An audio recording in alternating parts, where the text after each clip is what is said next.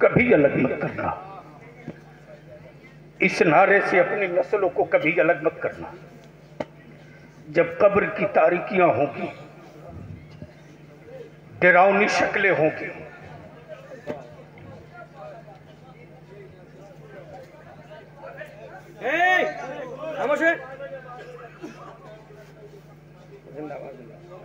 Please please अगर नहीं सुन सकते हो तो एहसान कर दो, दूसरे को डिस्टर्ब मत करो। इस नारे को अपनी औलादों की घुट्टी में पिला देना। आमीन आमीन। ये सिर्फ नारा नहीं है रे, निजात की चाबी भी है। जब कब्र की मिट्टी कहेगी मैं तुझे दबोचूंगी, अल्लाह, जब मुनकर नकीर की बड़ी बड़ी आंखें देखकर होश उड़ेंगे,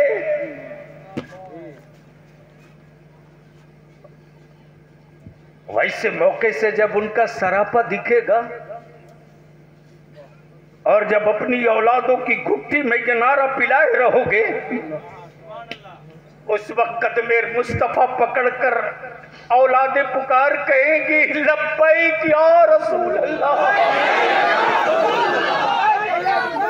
मेरे अजीज, मेरे अजीज, मेरे अजीज, हमें किसी से कोई तकलीफ नहीं। तुम्हें जितने पत्थर मारने हमको मार लो, बलियाबी के वजूद का एक एक हिस्सा काट दो, बखुदा कोई दर्द नहीं होगा, कोई दर्द नहीं होगा। एक बार चीखूंगा भी नहीं। यही तो ईमान की पहचान है रे। तवज्जो चाहो। इसी फलस्तीन में गुंडा इस्राइल के बमबारी के बाद मेरे बच्चों की जब जिस्म के चिथड़े हो गए और डॉक्टरों ने कहा ऑपरेशन करने के लिए बेहोश करना जरूरी है, एनेस्थीसिया देना पड़ेगा, लेकिन शिफा हॉस्पिटल में कोई दवा न थी। डॉक्टरों ने कहा बगैर बेहोश किए ऑपरेशन मुमकिन नहीं। नबी के आशिक ने कहा डॉक्टर बेहोशी में ऑपरेशन सब कराते हैं, होश में रहकर ऑपरेशन मुस्तफा का गुलाम करा। लबैक लबैक लबैक या रसूल अल्लाह, लबैक लबैक लबैक या रसूल अल्लाह, लबैक लबैक लबैक या रसूल अल्लाह।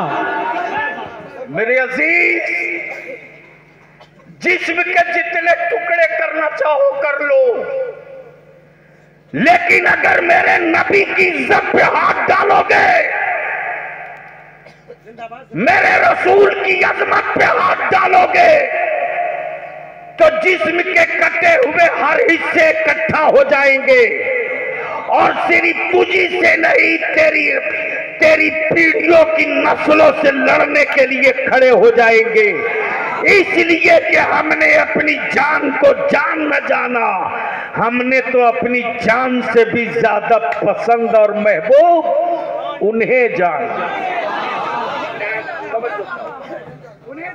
उन्हें जाना। तवज्जो चाहूं सदर साहब, उन्हें जाना। हम क्या खुदा को जाने, उन्हें जाना। हम क्या जहन्नम जाने, उन्हें जाने। हम क्या फरिश्ते जाने, उन्हें जाना।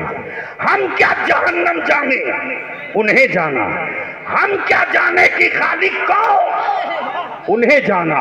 और जब उन्हें जान गया तो खुदा को वह दहुला शरीक मान गया। जब उनको जान गया तो रब को रज़्ज़ाक़ भी मान लिया, रब को गफ्फार। मेरे अजीज, लड़ाई इसी की है। और इसी को तोड़ने के लिए यहूदियों ने अमेरिका से, नसरानियों ने, मजूसियों ने और भारत के कुछ वो लोग जिनको मुस्तफा ने मस्जिद नबवी से जिनके बाप दादा को निकाला था,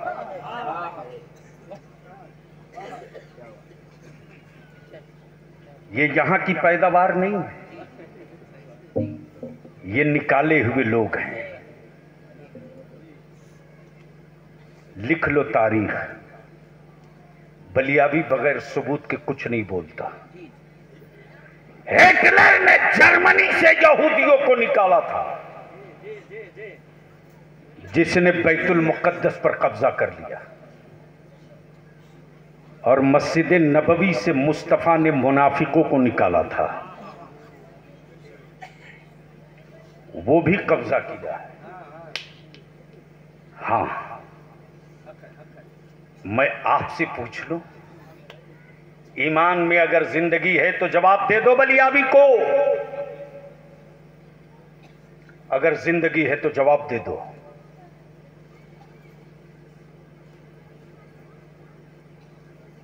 करबला का नाम सुनते ही बच्चे बच्चे की के खून में गर्मी आती है कि नहीं? अरे बोलो ना, जोर से बोलो। तो क्या बेसाइज के पैजामा वालों के जलसे में कभी करबला की बात होती है?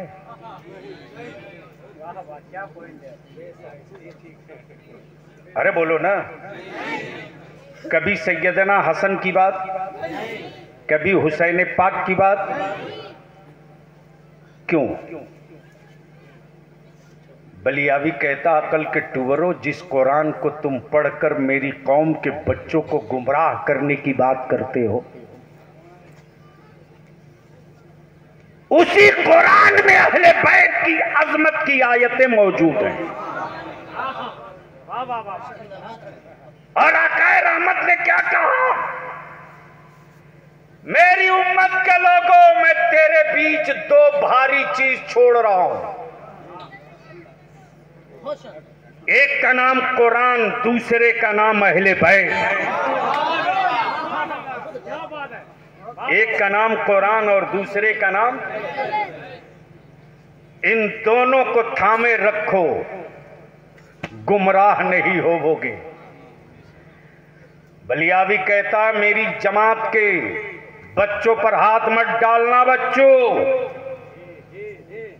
वरना तेरे बाबा की क्लिप मेरे मोबाइल में मौजूद है, दिखा दूंगा, नंगे हो जाओगे। अभी भी मौजूद है। मैं तो लेकर चलता हूं कि पता नहीं कब कहां किस प्लेटफार्म पर गमछा बिछा के कहना पड़े, कल क्यों, अभी फरिया लो। इसलिए कि बलियावी को किसी और ने नहीं पाला है यार, उस कादरी फकीर ने पाला है जिसके कलम की मार से आज भी उनके दादा की रूह तड़प रही है। उसी रईसुल का, उसी कादरी फकीर को रईसुल कलम कायदे अहले सुन्नत अल्लामा अरशदुल कादरी कहते हैं। उन्हें जाना, बोल दो जोर से, जोर से, जोर से। रंग में पहले स्टेज की तवज्जो चाहूं। सैयद साहब, इशारा हुआ, चांद दो टुकड़े में बट गया। आलम तसव्वुर में मैंने पूछा, ओ चांद तू टूट क्यों रहा है? बोल पड़ा, मेरे टूटने को मत देख, मैंने तो उन्हें जाना। बोल दे यार, ये गुफ्तगू काश में कहीं और किया होता। बोल दो, बोल दो जोर से, सुभान अल्लाह, जोर से। रंग में